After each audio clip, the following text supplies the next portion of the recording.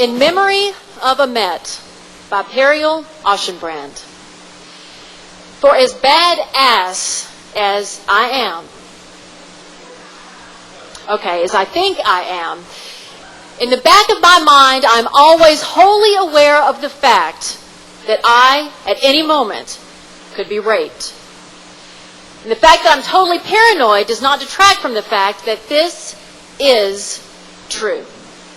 So when someone picked up NYU student Imette St. Guillen and sodomized and raped her repeatedly, and bound her hands behind her back, and shoved a tube sock down her throat, and wrapped her face in packing tape, and lopped off her long black hair, and sliced up her genital area before he dumped her by the side of the Belt Parkway, it didn't escape me for 1 second that she just as easily could have been me. Now, to begin with, the bar she was last seen alive in is just around the corner from my house.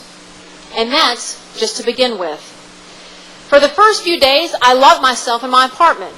It got to the point where I was even afraid to take a shower.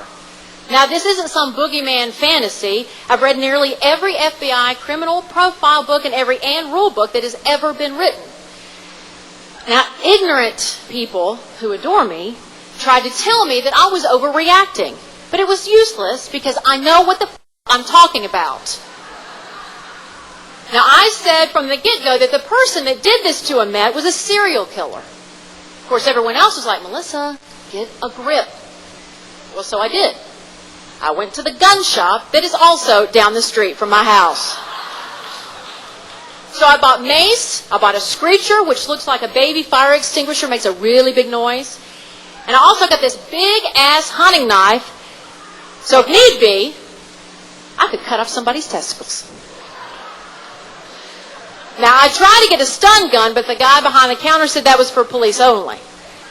And I was a little disappointed with that because I thought the gun, in addition to being able to immobilize somebody, was actually a fairly sexy accessory. It's a little butchy, you know what I mean? So I made do with what I had, and for about 2 weeks, I walked around with my hands in my pocket, the screecher in one hand, and the mace in the other. I was petrified. However, I was ready to seriously f*** somebody up.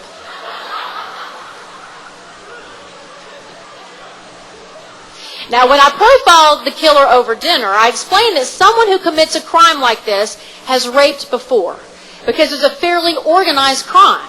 It's clear by the way he killed her that he enjoyed it and that he would not be someone who could be rehabilitated.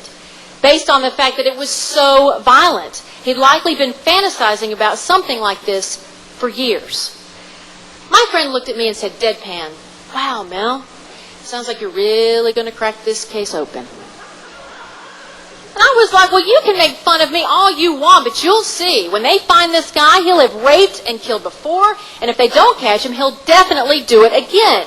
This guy gets off on this. Don't you get it? He likes this. It's a game to him. He enjoys the torture, and I am not going down.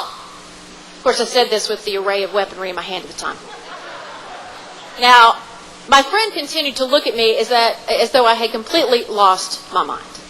But I continued, weapon in my hand. Imette St. Guillen was a student of forensic psychology. If anyone knew about this sociopath, it was her. 2 of her fingernails were ripped off. Do you know what that means? That means that she fought like a tiger. And if someone could do this to her, it could happen to me. Don't you get that? But wait. You're a guy. You have nothing to worry about. Serial killers rarely kill grown men. So there you go. There you go with your 6 feet of height and your dick between your legs. You ain't got nothing to worry about. Except for me. You should be worried about me.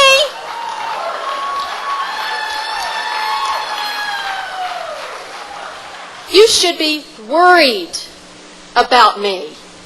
Because the reality is, literally at any point, I could be raped.